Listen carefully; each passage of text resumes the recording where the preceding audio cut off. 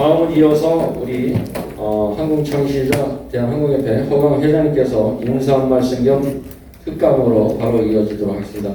우리 항공창시자 허강 회장님을 큰 박수로 맞이해 주십시오.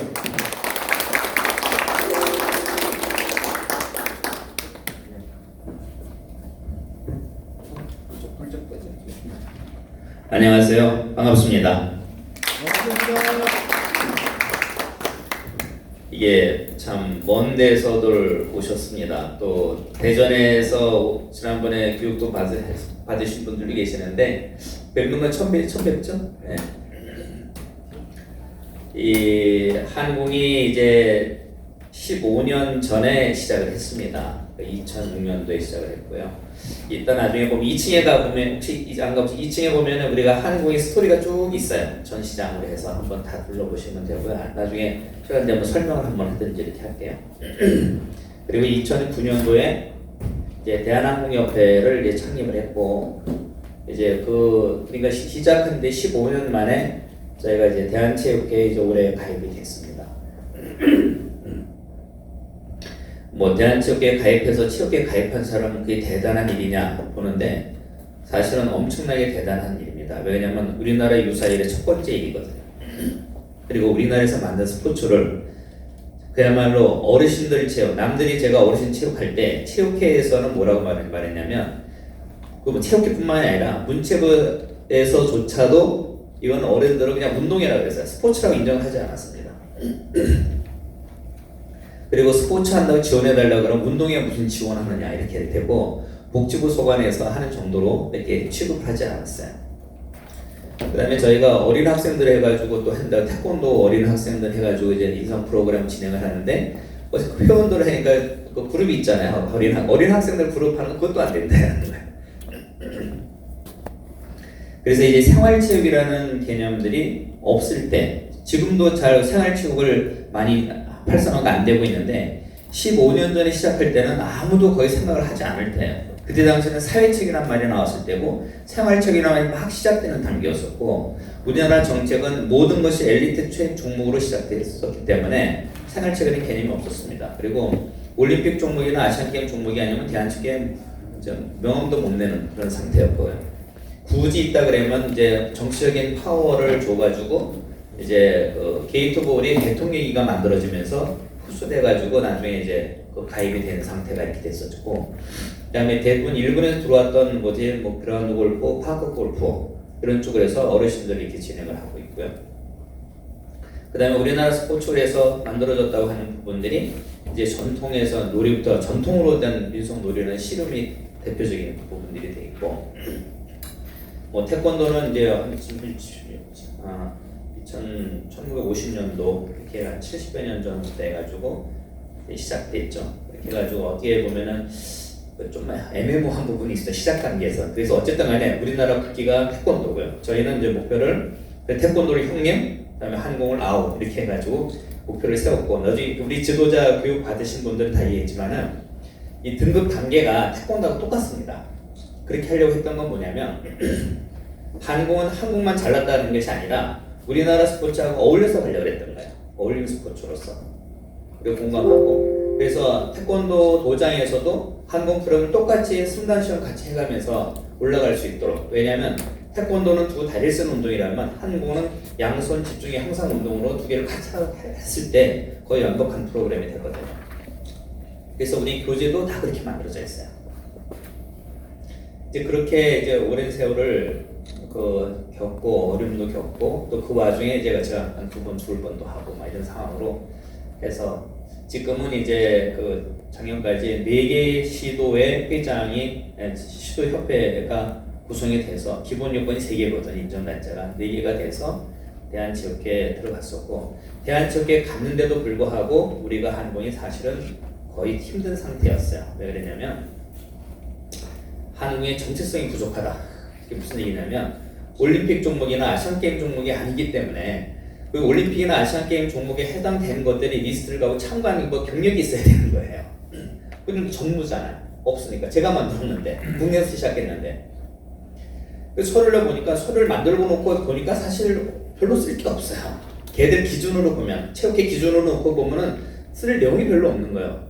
대한체육회 시도협회에서 가입돼 있는 곳에서 활동한 걸 적으라고 이렇게 돼 있어요. 그 우리가 지금 대한노인 아시다시피 저한노인에는 전국 대회를 10회를 했잖아요. 그 내용을 적을 수가 없는 거예요.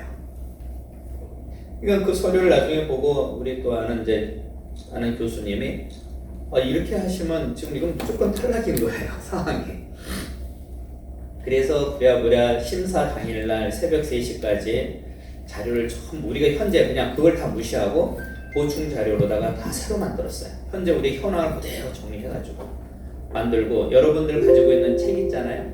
책을 우리가 쓴 책이 지금 총 위층 가보면 총 8권, 7권 정도가 되는데 그 중에 5권, 3권의 바이블, 노인지도, 장인지도 5권을 10세트를 들고 심사위원이 10명인데 10명을 갖다 좀 밀착 끌고 갔어요. 밀착 끌고 책 갖고 가는 사람이 처음 있대요. 전부 다 맨몸으로 가서 그냥 말만 가지고 하는데 책을 다 나눠주고 분리된 거 나눠주고 그걸 설명을 해주고 또 설명을 해주는데 또 뭐 여러 가지 질문들 하는데 뭐 게이트블하고 항공하고 차이가 뭐냐. 항공은 양손 운동이거든요. 양손 운동이 치매 예방에 굉장히 좋다는 거, 뇌에 굉장히 좋다는 건 아는데 그런 부분들이 우리 양측 운동이고 게이트볼은 편측 운동이고, 그다음에 제가 설명한 게 게이트볼은 1년에 야외에서 하다 보니까 물론 이제 장을 만들어져요. 쳤다 하더라도 평균 43일 정도로 운동을 한다고 해요. 1년에. 근데 항공은 경로당 같은 데 가보면은 말만 하면 1년 360을 할 수 있는 상태잖아요. 이제 그런 상태로 그러니까 가성비가 굉장히 높죠. 그렇게 되고, 그다음에 이제 항공에 여러분들이 가지고 있는 우리가 그 교재라든지 항공 용품이라든지 항공 이름이라든지 로고라든지 모든 것이 우리 속한 게 하나도 없습니다. 누구도 항공에서 저희가 넘볼 수 없게끔 만들어놨어요. 그건 왜 그러냐면 태권도를 보아서 제가 한 거예요. 태권도가 우리나라 세계적인 국기는 스토커가 없어요. 우리나라 브랜드가 없어요. 그러니까 사업이 안 돼요. 산업이 없어요.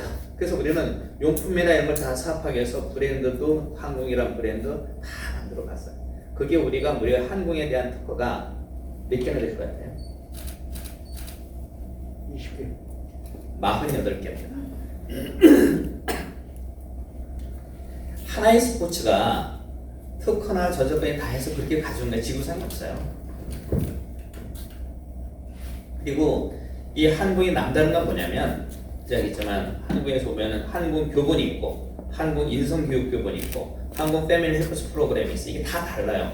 뭐냐면 항공은 스포츠에 관련된 부분이고 인성 교육은 뭐냐면 항공이 인성 교육, 스포츠의 인성 교육이라는 개념도 사실 거의 없습니다. 저희가 거의 선두로 끌고 갔다고 생각해도 과언이 아니에요. 여러분들이 지금 각 학교에서 아동센터라든지 노인 지원센터라든지 각 곳에서 강의하시는 분이 뭘 배우냐면 평생교육 강사들이시잖아요.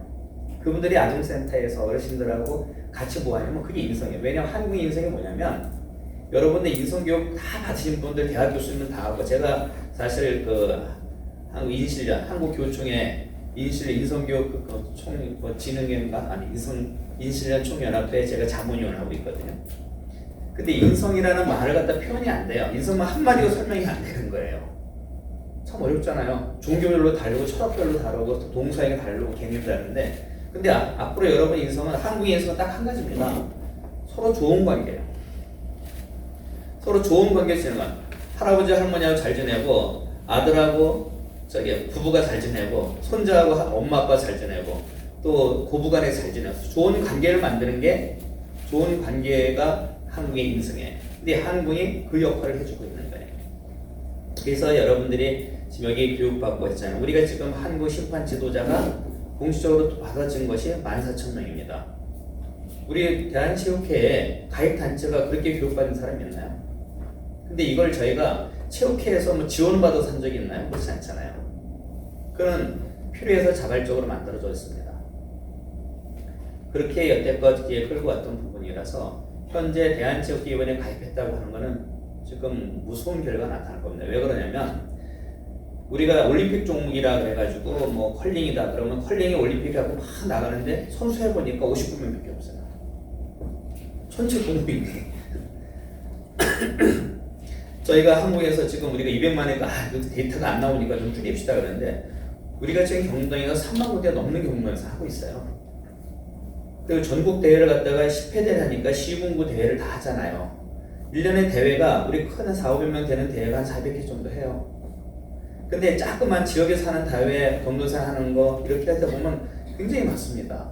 그 다음에 지금 여기에 그 장애인들이 있잖아요. 장애인 복지관에서 스스로 자율발적으로 하는 부분들, 수업에서 하는 부분 굉장히 많으세요. 그게 이제 절벽이 됐고, 이 코로나 때 많은 스포츠가 무너졌지만 그나마 한국이 살아남은 게 바로 이제 평생 교육 부분이었다면, 그게 바로 인성지도자 과정, 그런 것이 포함돼서 진행했던 거고, 그다음에 아직 교육을 많이 안 받으셨지만 한국 패밀리 헬스 프로그램은 12주 프로그램을 내가 어떻게 강의 1년 강의할 건 6개월 강의할 건 강의 프로그램이 다 들어가 있어요. 그래서 이 둘이 합쳐서 시간별로 나눠서 강의할 수도 나눠져 있습니다. 이런 것들을 활동을 해서 우리가 대한체육회에 이제 가입이 됐습니다. 그래서 이런 것들은 제가 여러분들한테, 저한테도 굉장히 영광이고요, 여러분들한테도 굉장히 큰 선물이라고 생각합니다.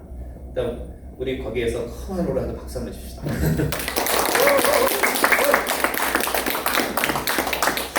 그래서 이제 오늘은 제가 사실상 여러분들이 코로나가 한 1년 한 8, 9개월 이렇게 힘들었었잖아요. 힘들었고, 그 다음에 11월 1일부터 이제 위드 코로나로 넘어가면서 첫 번째로 해서 제 의미를 둬서 또 이제 한국창시가 돼서 이제 체육회에 가입이 됐고, 그래서 이번에는 한 번도 강의하지 않은 강의를 하려고 합니다.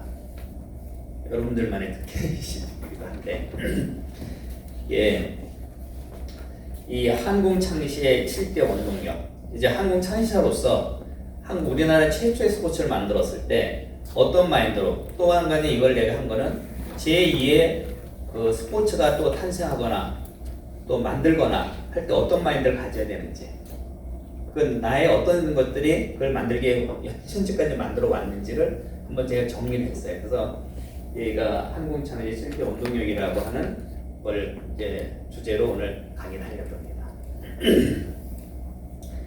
제가 이거 사실상 우리나라는 그런 지원 프로그램이 없어서 거의 불모지거든요. 누구 지원도 받을 수 없는 상태이기 때문에, 그러니까 무에서 유를 창조해야 되는 거예요. 근데 그냥 무에서 유를 창조는 제가 굉장히 잘합니다. 왜냐면 기술혁신 과제 해가지고 중소기업청 사업하면서 제가 기술혁신 과제를 한 20여 회 했어요. 굉장히 많이 했어요. 대한민국에서 몇 번 손꼽히는 사람이거든요, 제가. 근데 제품은 그렇게 개발을 해요. 근데 이 한국이라고 하는 건 뭐냐면 제품 개발이 아닌 거예요. 뭐냐면 문화를 만드는 거예요. 문화는 우리가 알겠잖아요. 핸드폰을 하나 개발을 해서 판매를 하면 한 6개월 뒤에 또 다른 또 회사에서 또 하나 다음 모델 계속 만듭니다. 이 모델을 3개월이나 1년 지나면 그 모델에 2년만 좀 핸드폰 배터리가 제대로 가동을 안 해요. 다시 만들고 다시 그죠, 200년을 하는데, 우리 저 한국 모델 저거 있잖아요. 저거 만든 지가 지금 14년 정도 됐어요. 그 다음에 우리 똥볼 모델 있죠. 그 20년 됐어요. 그럼 왜 가능하냐면 스포츠기 때문에 가능한 거예요. 그래서 스포츠를 만들기가 계속 힘든 거예요. 쉽지 않아요. 문화를 만드는 거기 때문에. 그래서 그런 과정들의 일련의 과정들을 제가 설명하는데, 요 내용들은 우리가 세상 살아가는데 새로운 일을 도전하거나 뭐 할 때 굉장히 중요할 겁니다. 그래서 여러분들도 이제 좀 도움이 됐으면 좋겠습니다. 그 한국창시가 아니라 우리가 사실상 우리가 눈 뜨고 다음날 일어나면 새로운 세상을 창조하는 거거든요. 그런 개념으로 이해해 주셨으면 좋겠습니다.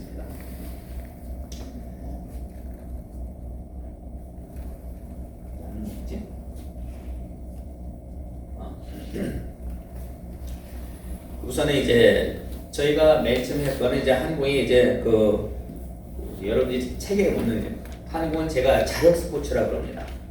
자력 스포츠라는 건 뭐냐면은 우리가 가장 유사하게 된 것이 양궁인데, 우리 국궁이나 궁도네, 그다음에 우리 다트도 있고요, 투도 있고 굉장히 있는데, 한국은 내 몸이 활이 된 거예요. 그리고 팔을 구부렸다 들면 활시 나가는 거와 똑같이 나가고 있어요. 그래서 발을 구부렸다 스트레칭 하기 때문에 이 자력 스포츠인데, 이 자력 스포츠라는 의미가 굉장히 중요합니다. 앞으로 나중에 생각하는 이제 우리가 한국의 인성하고도 관계가 있어요. 내가 스스로 모든 일을 하겠다고 생각을 하게 되면은 누구하고도 싸움이 안 일어납니다. 자식이 부모가한테 계속 바라지 않고 자식이 자식 역할을 한다든지 하면은 부모가 기대 심리 없이 스스로 잘 클 수 있어요. 근데 부부지간에도 서로 바라는 게 많으니까 싸움이 일어나거든요. 내가 할 거 잘해주고 남한테 해주면 굉장히 감사하게 생각하면은 절대 싸움 안 일어나거든요. 그 세상 자리 다 꿨습니다. 그래서 내 스스로 자립할 수 있는 것이 되게 중요한데 한국은 자립 스포츠입니다. 그래서 내가 스스로 노력하지만 아무리 뭐 대회에서 올라가서 너도 하려고 내가 운동이 안 되는데 올라간다고 되는 게 아니거든요. 뭐 점수를 바꾼다 해서 될 일이 아니거든요. 바로 표시하니까. 그래서 자력 스포츠라고 하고요. 이게 좀 안 맞네. 그래서 또 한 가지는 이제 큰 것만 짚습니다. 그래서 설명하면 한국하고 다트하고가 제일 크게 차이냐면 이걸 갖다가 이건 대한체육회에서도 똑같이 물어봐요. 도대체 일반적으로 많이 뭐 다트 아니냐라고 생각해요. 근데 우리가 저 있었죠. 한국의 정체성이 다트의 차이. 이것 때 대한장애인 그 체육회에서는 한국은 다트와 비슷하게 해서 아예 그 종목을 받아들이지도 않았어요. 요청하면 아예 받아들이지 않고 또 한 거는 뭐냐면 다트 연맹에서 반대를 했거든요. 우리가 비슷한데 뭐 카피한 건데 그거 가입하면 안 된다. 계속 그렇게 했어요. 근데 가장 큰 차이는 뭐냐면은 대한장애인체육회에서 다트 연맹이 활동을 거의 못 하고 있어요. 왜 못 하느냐? 간단해요. 딱 하나 위험해서. 그래서 우리가 지금 보면 여러분들이 꼭 어딜 가서나 자신 있게 얘기할 수 있겠어요. 생활체육이 뭐냐라고 하면 영어로는 스포츠 for all이에요. 스포츠인데 for 모든 사람을 위하는 스포츠가 스포츠 for이 그게 생활체육이에요. 근데 생활체육의 기본 개념이 뭐냐면 첫째 재미가 있어야 되고 안전해야 되고 언제 어디서 누구나 다 함께 그냥 이걸 그냥 외우고 계세요. 늘상 여기에 한국의 모든 철학이나 모든 우리가 생활체육으로 접목하거나 여러분들이 이 교육을 배우는 이유 중에 이것이 다 있어요. 첫째는 뭐냐면 재미. 다들 재미있어요. 근데 비교해요. 한국도 재미있어요. 저처럼. 그다음에 안전. 저 쇠핀으로 된 부분하고 그래도 핀이 안 돼서 안전하니까 가장 큰 차이예요. 안전하니까 어디냐면 유아서부터 고령의 노인, 심지어는 이제 대한학생들 프로그램, 장애인 프로그램 굉장히 다양하게 쓸 수 있어요. 폭력성 있는 사람도 이거랑 같이 어울려서 조직적으로 만들어서 함께 어울리게 해서 만들기도 하고 이제 그런 프로그램이 되는 거고 이제 언제 어디서 하는데 언제 어디서 하는데 사실상 다트는 정해져 있습니다. 서양은 바에서 다 했었는데 요즘 바에서 안 되고 바에서 독립된 곳에서 다 밀폐된 곳에 하게 돼 있어요. 왜냐면 성인놀이기 때문에 저희는 진짜 어디서든 다 할 수 있어요. 위험하지 않아서 코커스가. 그 다음에 누구나라는 거예요. 좀 누구나라는 것은 다트는 18세 이하 사람 못하게 돼 있어요. 공공장소에서. 저희는 다 합니다. 아시다시피. 그래서 누구나 할 수 있고 근데 제일 중요한 게 다 함께. 다 함께라는 말은 뭐냐면 4살 어린이서부터 엄마 아빠 할아버지 할머니 장애인 이 부분들이 다 함께 할 수 있다는 거예요. 이게 한국의 가장 큰 무기입니다. 사람들은 우리가 올림픽 종목은 더 높이, 더 멀리, 더 빠르게 이렇게 하다 보니까 엘리트 기준으로 된 거예요. 여기 기준 하나도 안 맞아요.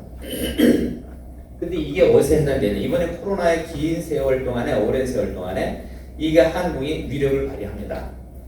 그렇게 된 스포츠들은 아무 감정 없이 활동할 수 있는 게 없어요. 그래서 지금 이제 가장 진행을 이루고요. 그 다음에 제가 중점적으로다가 여러분들이 모든 여기 입주자면 반드시 생각해야 될 게 뭐냐면 한국은 2인 운동이에요.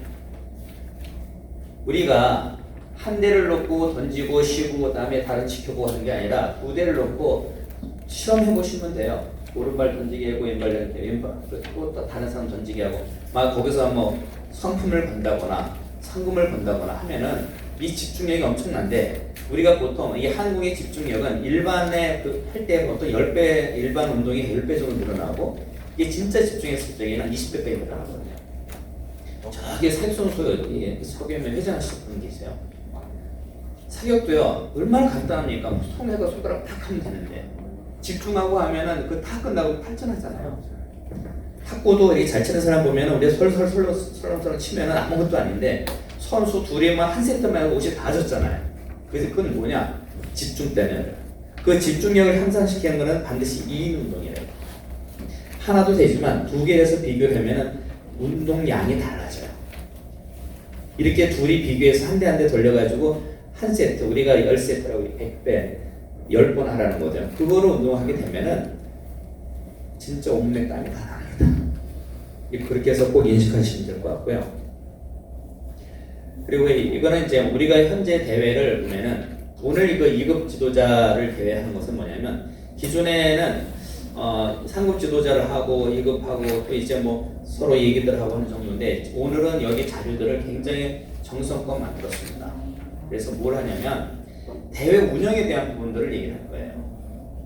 대회 운영에 대해서. 왜냐면 우리가 안 듣는 것도 한번 듣고 실험해보고 이런 것이 굉장히 중요하거든요. 그래서 이 대회 부분은 우리가 이런 대회를 영덕에서도 하고 대전에서도 하고 진주에서도 하고 할 수 있는 하고 앞으로는 여러 각 지회에서 이 대회를 지회 스스로가 운영할 수 있도록 만들어주는 것이 제가 바람입니다. 그래서 2급 지도자 하는 바람이기도 하고요. 이거는 저기 써있죠. 2009년 그 대한항공협회 전국 항공대 이 청양새인 거예요. 여러분들도 다 이렇게 하시길 바랍니다. 그리고 이제 어쨌든 간에 그런 노력을 해서 제가 한국예술문화 명인이 됐고 선구상도 받았고 그다음에 한국 지도자 교육에서 인적개발 대상은 우리 세계항공협회 받았는데 많은 지도를 양성한 걸 인정받아가지고 받은 거고요. 그다음에 신지기상은 이제 새로운 거 해서 좀 받게 된 부분들이 있습니다. 그래서 어쨌든 간에 올해 그 취업회가 돼서 가입 승인을 받았는데 이 가입 승인을 받은 거는 제가 창시자로서의 할 일은 여기서 일단은 끝났어요. 이제는 뭐냐면 저의 힘 가지고 되는 게 아니라 이제 조직을 만들어 취업계에 가입했으니까 공인으로서 이제 임기도 있고 이제 그러니까 조직적으로 만들어서 잘 할 수 있도록 만들어서 성장시켜야 되는 이제는 개인의 노력이 아니라 어떤 시스템에 의해서 만들어져야 된다는 거죠. 그래서 앞으로는 시스템을 만들고 또 중앙의 입장에서라도 좀 이제 틀을 제대로 가기 위해서 엄격하게도 하고 또 아니면 정확하게 지도도 하고 그래서 제가 자서전을 쓰고 있는데 그게 완성이 되면 그 시도에 다니면서 투어 뭐 2시간, 3시간 강연을 또 하고 이렇게 하려고 합니다. 그래서 그 한국에 대해서 좀 더 알리고 그런 역할을 하려고 합니다.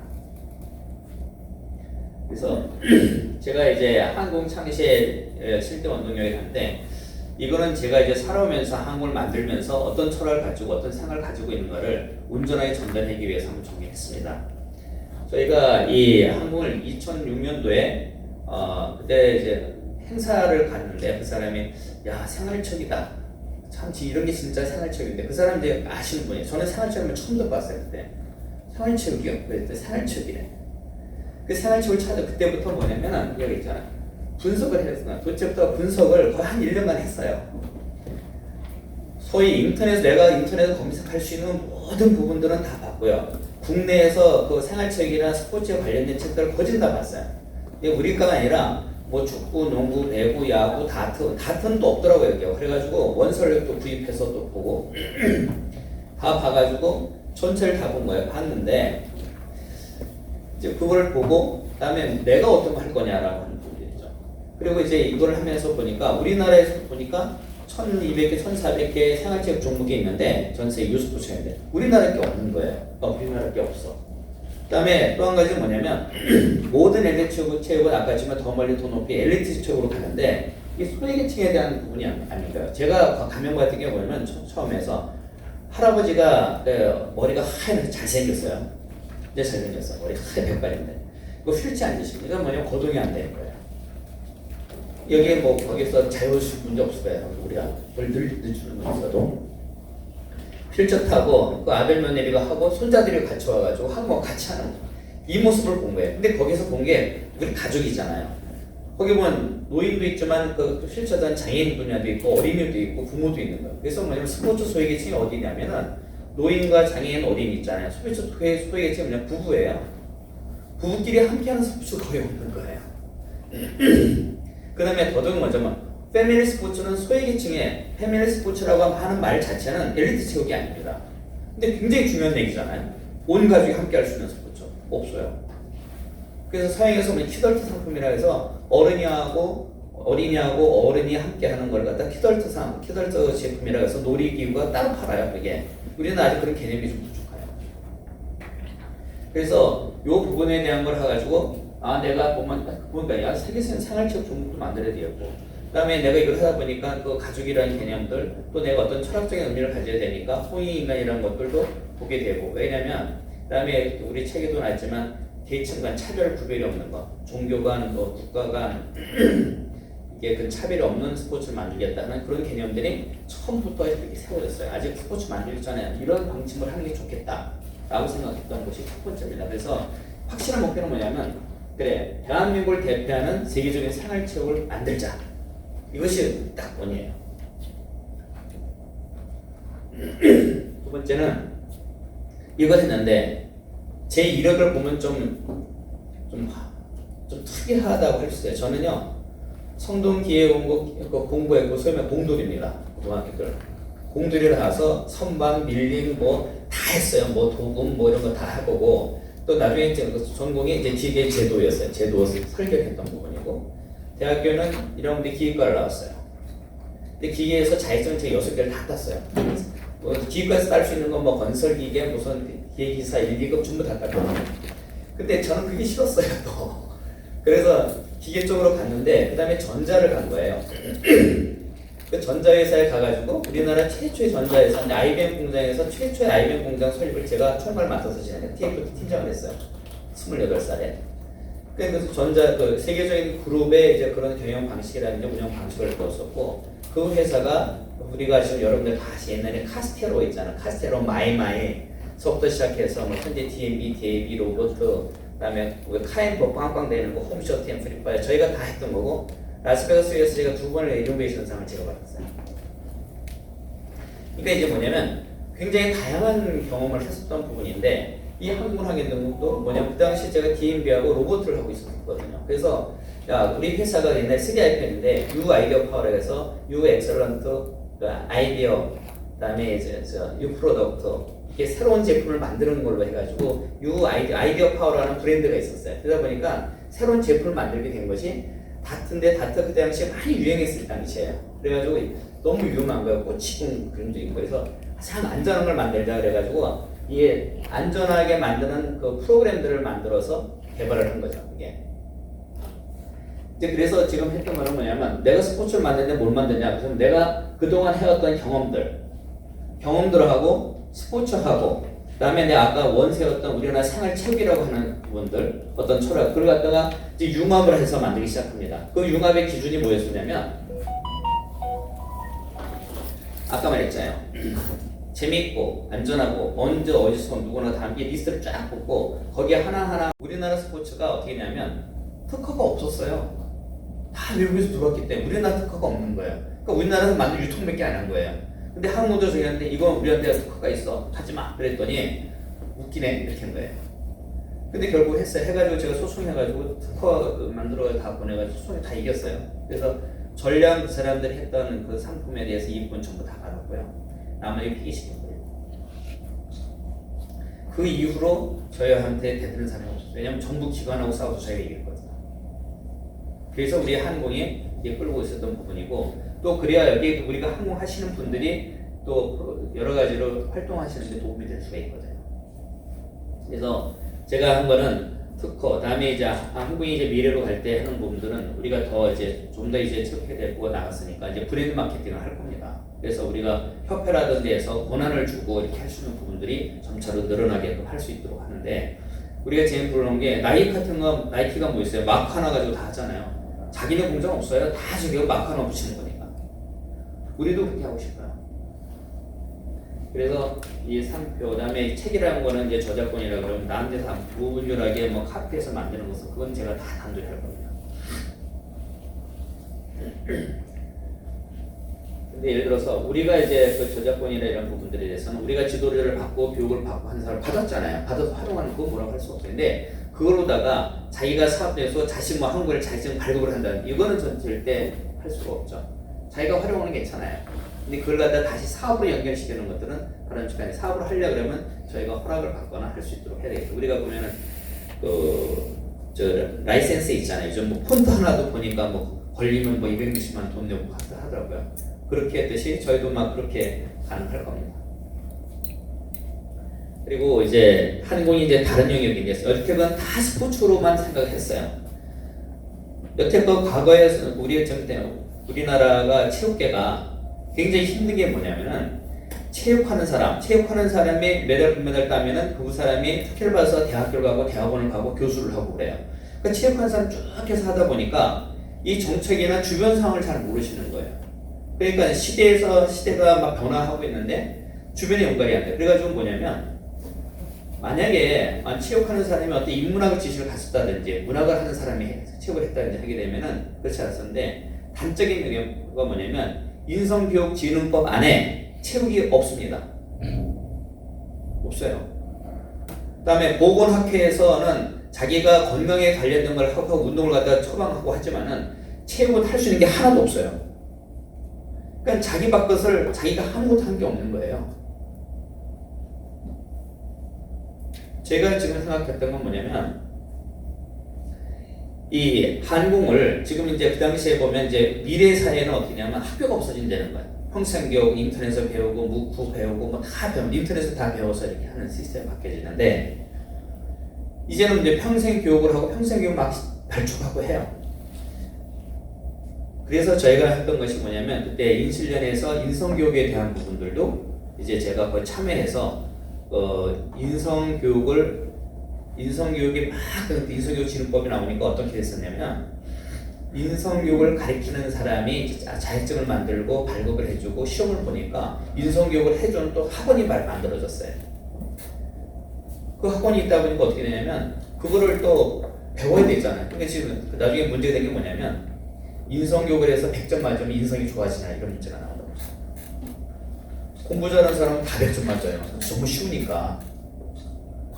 그런 문제가 대두가 되고 그래서 어쨌든 간에 우리가 평생교육을 하겠다 해서 교육으로 넘어가는 거예요. 이때부터 제가 뭐 했던 것이 책을 쓰기 시작해요. 본격적으로. 그래서 인성교육 교본이 나온 거예요. 그리고 하다 보니까 인성교육 하는 사람이 최장이 뭐 서울에 있더니 제가 한국 3일만 가르치면 더 이상 가르치면 던지는 거 몇 가지 하면 끝인 거예요. 그래서 만든 게 우리 한국 패밀리 헬스 프로그램 12주 프로그램 자기 상황에 따라서 뭐 반년을 하던 3개월을 하던 1년을 하던 자기 경험에서 자기 프로그램을 넣으면 더 늘릴 수도 있는 거예요. 그리고 학생들이 프로그램에 보면 내가 한국을 기본을 가르쳐가지고 던지는 법 가르쳐서 심판이 있고 주장이 있고 선수가 있으면 로테이션 시켜서 하고 저 항공 보드가 있으면 초등학교 2학년 학생들이 저 항공 세트 갖다 주면 가방 풀어서 4명이서 저 풀어서 설치해요. 끝나고 다시 자기네 조립하고 그런 하나의 일련의 과정들. 그 마지막 프로그램에서는 대회하면 선물 하나씩 갖고서 나누게 서로 배우게 하고 부모님도 오셔서 대회하고 이런 일련의 과정들을 통해서 리더십도 배우고 뭐 건강도 배우고 인성도 배우고 함께하는 프로그램이에요. 이제 그것을 만들어서 하면서 이제 책을 만들기 시작합니다. 그래서 내가 어떤 개념을 가지냐에 따라서 한국의 방향이 달라진 거예요. 그래서 한국은 평생교육으로다가 하나의 큰 타이틀을 가지고 있는 거예요. 그래서 저희가 교육을 집중적으로 하고 그러다 보니까 어떻게 냐면 지도자 심판 육성 여러분 같은 육성을 많이 하게 된 거예요. 근데 여기에 지도 교육하는 부분이 태권도는 태권도 선수가 아니면 지도자가 안 됩니다. 축구도 축구 선수가 아니면 힘들어요. 뭐 유도 배구 뭐 야구 다 마찬가지잖아요. 여기 계신 분 한국 옛날 해보시면 아무도 안 계시잖아요. 우리 지도 중에 많은 분들이 어르신 분도 계시고요. 저 어르신 80분 계셨어요. 우리 이루치도 하셨는데 보면 보수교육 받으러 오세요. 그렇기 때문에 굉장히 다양한 사람들이 할 수 있게끔 만들어진 거예요. 제가 아직은 여러분들 많이 지금 안 되지 학교 체육에 들어가면 해야 될 게 항공 건강하기 위해서 실전 지도에 상급이 있습니다. 그거는 뭐냐면 초등학생 자격증이에요. 우리 강사들이 강의 시키면 초등학생 때 자격증 주는 프로그램이 굉장히 좋아요. 아직 시행 안 했어요. 제가 왜냐면 생활체육은 남녀노소 어린이 다 해야 되니까 어린이까지도 뭔가 할 수 있도록 해야 돼요. 어린이가 배워서 부모를 가르치는 거예요. 그래야지 순환이 되지. 그래야 제대로 된 사회가 될 거 아니에요. 지금은 애들은 우리 인성교육 진흥법이 얼마나 웃긴 줄 아세요? 유치원서부터 고등학교까지예요. 인성교육 어디가 많이 필요하면 군인도 필요하고요. 여대생, 대학생도 필요하고 다 필요하잖아요. 요즘 인성이 어디까지 필요하면 어르신들 필요해요. 왜냐면 어르신들 심성이에요. 왜냐면 어르신들이 언제부터 내가 시아버지가 돼봤어요. 언제부터 내가 시어머니가 돼봤고 할머니가 돼봤고 아니 처음이잖아요. 그러니까 거기에 대한 것도 다 배워야 돼요. 사람하고 어울려 사는 방법을 배워야 돼.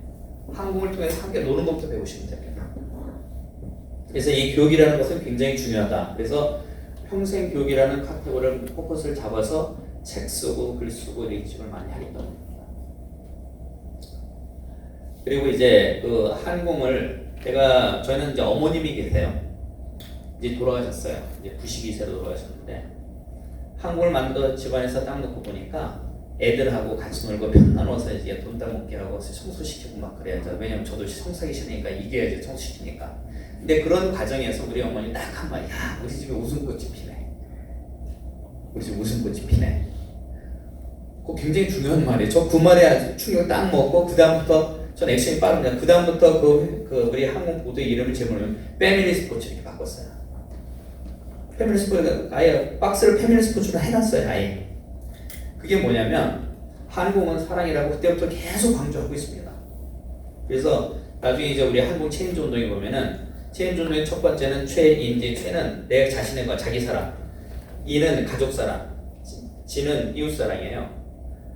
다 사랑인 거예요. 왜 그러냐면 우리가 여러분들 지금 어르신들 이렇게 하는 것들이 어떤 사랑이나 봉사의 능력, 그 마인드가 없으면 할 수 있냐 그렇지 않아요. 제가 여러분들 그래요. 우리나라 사람 중에서 저만큼 봉사 많이 한 사람 없을 거예요. 어떻게 했냐? 제가 가서 경도항 가서 이렇게 하고 뭐 설거지 하고 저기 해주는 것이 아니라 저만 가지고 안 돼. 그 방법을 하니까 혼자만 가지고 한계가 있는 거예요. 저도 2년간을 봉사를 했거든요. 뭐 복지관, 뭐 저기 홍보대 그런 해서 이제 나름대로 봉사를 해왔는데 내 몸이랑 한계가 있는데 그걸 어떻게 풀었냐? 교육으로 푸는 거예요. 이렇게 지도자를 만들고 공원단을 만들고 이렇게 해보니까 거기서 그분들이 경로를 찾아가고 장애인을 찾아가고 이런 사람들 그 사람들이 함께 노니까 기쁨을 주고 좋아하고 이게 진정한 봉사로 생각한 거예요. 그리고 또 한 가지는 독고영재 씨를 만났어요. 영화 배우 독고영재 씨가 이런 얘기를 하는 거예요. 자기가 뭐냐면 결손 아동들한테 돈을 모아서 돈을 주는 거예요. 야, 뭐 돈이 없으니까 사람.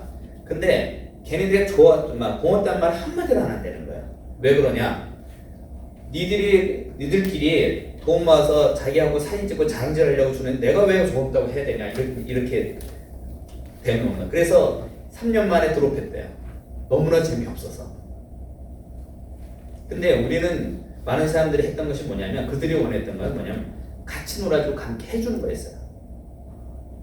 아무도 안 놀아주거든요. 경로당에 계시고 저희 어머니도 허리 아프시고 10년을 방 안에도 계시고 이렇게 하셨는데 놀아주는 사람이 없어요. 근데 한국에서 놀아주고 경로당 나오게 하고 이게 같이 함께 하고 좀 앉았는데 걷기도 하고 여기 장호영 저기 뒤에 회장 늦게 와가지고 있는데 장호영 회장이 왜 여기 한국에 도입하게 되냐면 한국을 이렇게 해서 대한민국의 경로국장을 하셨거든요. 경로국장을 했는데 그 한국을 보니까 좋아. 그 교육을 먼저 받았어요. 송부자적 기질이 다분해. 그래서 이 교육을 받고 나서 이걸 노인의 지원 프로그램이 없잖아요. 그 당시에 벌써 10여 년 전인데. 그러니까 기업체 덕분에서 한 개, 두 개 봐서 경도에 보내줬는데 할머니들이 던지하고 이 구부러진 할머니가 자세 펴서 다니고 이렇게 보고 야 이거 너무 좋다. 그때부터 열정적으로 SG까지 하세요. 저분이 진짜 사랑을 갖다 실천하고 그 경상남도에 많은 걸 보내준 사람인데 사랑 실천 운동을 몸소 했어요. 말은 바익한데 머릿속에서는 사랑이 가득한 사람이에요. 박수 한번 주십시오.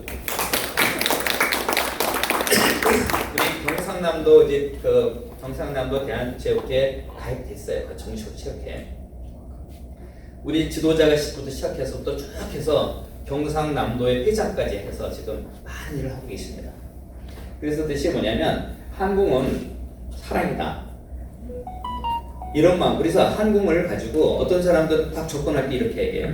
한국을 접근해서 저걸 장사를 한다든지 어떤 여러분들 돈 벌이를 생각하는 사람은 내 100분 내지만 몇 개월이면 다 떠납니다.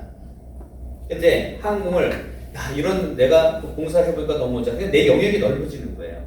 내가 현재 하는 영역이 10일이라는 영역을 했는데 그 10일이라는 영역이 뭐냐면 대부분들 저도 이제 그 평생교육 프로그램에서 보면 다 앉아서 강의하는 거야. 노래하는 사람도 강의하고 무슨 치료하는 사람 강의하고 꽃꽂이하는 앉아서 뭐 그럼 힘들잖아요. 근데 이거 한국 뭐냐면 함께 어울려 하거든요. 장점이 그건데.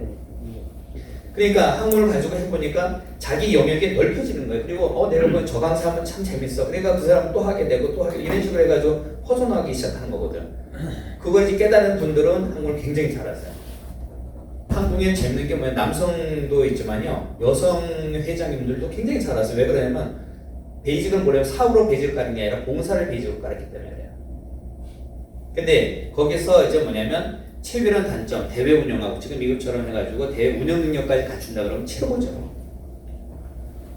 그래서 우리가 한국 이제 사랑 실천 운동을 내가 만들겠다라는 하고 그걸 구체적으로 하기 위해서 만든 게 체인지 운동을 한 거예요. 여기 보면 저기 써 있잖아요. 세계 건강지 인선실조 저게 체인지입니다. 그래서 한쪽은 뭐냐면 국민 기본 건강 건국 운동을 한다는 거, 하나는 패밀리 프로그램인 가족 운동이거든. 그래서 현재 이렇게 진행하는데 제 의지만 가지고 되느냐? 절대 그렇지 않습니다. 저는 우리 가족이나 우리 와이프도 쓰면 한국이 아니라 제 목숨도 끝났어요. 10년 전에 제가 부도가 맞거든요. 근육이 때 부도 나고 쓰러져가지고 급성심근경색에 심장 40% 괴사되고 스텐트 6개 받고 살아있는 게 기적이죠. 저는 살아있는 게 기적이에요. 저 그래서 두려운 게 별로 없어요. 이미 뭐 최악까지 다 갔던 사람입니다. 근데 이제 그때 뭐냐면 저 말에 말 한마디 있잖아요. 우리 집사람이 그냥 사람만 있으래요. 당신 하고 싶은 거 하래요. 가정 내가 책임있게. 근데 그 당시에는 남편으로서 되면 경제능력 상실했죠. 부도 났으니까. 집 있는 거 28살에 만들어서 다 키워놨던 집을 한 방에 다 날려버렸지. 200만 원 이사비용 받고 쫓겨났거든요, 제가. 그렇지. 그다음에 이제 모험극에 해가지고 병원에서 해가지고 거의 2년 동안 이렇게 요양을 하다시피 우리가 첫 해 대회 사진 보면 제가 병색이 아주 많아요. 얼굴에. 누가 봐도 한자야. 이제 그런데 대부분 그렇게 어려우면 어떤 사람들은 이혼하자고 하는 사람도 많고 그러는데 그 안에는 내가 책임질 테니까 당신 하고 싶은데 사람만 있으래요. 저한테는 엄청난 위로가 됐어요. 그러다 보니까 또 병원에서 누워 있어 보니까 한 열흘간의 이제 스텐트를 했는데 배를 가르라 그랬는데 그래서 스텐트 누워 있는데 옆에서 간호해주고 있는 건 와이프하고 왔다 갔다 해주는 사람은 자식밖에 없고요. 내가 죽었으면 부고장 들고 하면 아이고 죽었네 하고 인사치레 오는데 병원에 있으면 아무도 안 와요. 어머니 가만히 생각해 보세요.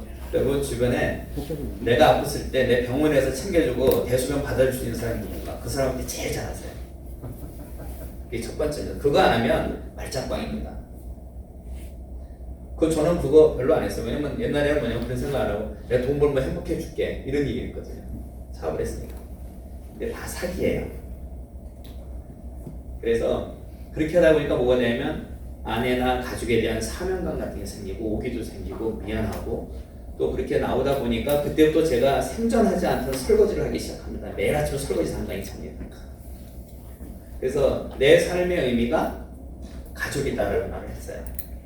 우리 한국인들 보면 한국인이다 했으면 좋겠는데 우리가 개인으로 보는 거야. 내 개인으로. 내 개인으로 죽으면요. 제가 여기서 죽으면은 그래서 제가 죽어서 아쉬울까 봐 책 쓴 거예요. 제가 남길 수 있는 거 있어야 되니까.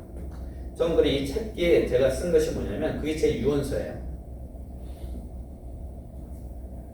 그리고 이제 마지막으로 제가 할 거는 한국인 7대 운동이 뭐냐면 우리가 누구한테 아주 모진 말은 절대 하지 마세요. 제가 평생 남한테 말하는 중 굉장히 후회하는 말이 하나 있는데 내 친구가 경마를 해서 집을 날린 친구가 있어요. 너 정신 차리라고 해서 이 새끼 엄마 너 정신 나갔어 막 이렇게 했는데 제가 똑같이 당했어요. 어떻게 하면 항공을 하다 망하고 하는데 저 망했으면 이제 그만하고 집에 살리고 월급쟁이 생활해야 되는데 계속 그거 하고 있거든요. 그랬더니 맥주병 들고 때리려고 온 놈도 있고 막 그래요. 근데 오기가 생겨서 버틴 건 있지만은 이게 가슴이 굉장히 아래요. 그리고 그 친구가 저기 하는데 그 친구가 해서 나중에 내가 미안하다고 사과를 했어요. 근데 다시 이제 지났으니까. 근데 모진 말은 절대 하면 안 되겠다는 생각을 좀 가지게 됐고요. 이 생활체육도 뭐냐면 말씀드렸잖아요. 야, 너무 좋습니다. 이게 진정한 생활체육. 그 때문에 제가 생활체육이라는 스포츠를 만들게 된 거거든요. 계기가. 그리고 보면은 제가 목소리 이렇게 하잖아요. 이렇게 하다 보니까 좀 신앙송 하면 좋겠대요. 그래서 바로 또 어떻게 한 줄 알아요? 재능 신앙송회를 서울에 있는 종로를 쫓아가가지고 배워서 그때부터 신앙송 배워가지고 제가 신앙송대 6번을 전국대에 가지고 한 4번 정도를 수상을 했어요. 그다음에 이제 글 쓰고 제가 그러다 보니까 자꾸 이제 제 일기를 쓰고 블로그 써요. 제가 블로그 글이 한 14,000개 한 2,300개가 되는데 우리 집사람이 글 잘 쓴대요. 글 잘 쓰는 거 하고 그래서 도움이 되다 보니까 시도 쓰고 수필도 쓰고 하다 보면 결국은 제가 올해 등단 작가가 됐습니다. 시인이고 수필가로서 등단 작가가 돼서 또 이제 작가로도 됐고 그다음에 이제 명강사도 마찬가지로 앞에서 강의하니까 강의를 한번 해보시라 해서 강사에 별천. 그러니까 뭐가 말 나오면은 한번 내가 잘할 수 있을까 말했으니까 한번 해보는 거예요. 액션을 그냥 덮어두면 되는데 저는 말 들으면 뭔가 액션을 취해야 돼요. 그 다음에 이제 강사협회 출석해서 강의를 또 배워요. 300만 원 주고 6개월간 배웠어요.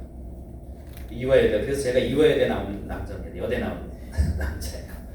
그래서 이제 그렇게 배워가면서 이제 명랑사도 하고, 그다음에 아까 명인 같은 경우는 이제 그 한 것이 야, 우리나라에서 만들었으니까 한번 도전해 보세요. 그래가지고 결국 명인이 됐고, 제가 우리나라 전체 명인이 있지만은 저는 300 몇십 명 돼요. 근데 그래서 그랜드 마스터라고 있습니다. 그거는 교육하고 전승 과정을 다 가진 사람들을 하는데 우리나라 전체 지금 41명 중에 한 명입니다. 충청도에 저 하나밖에 없어요.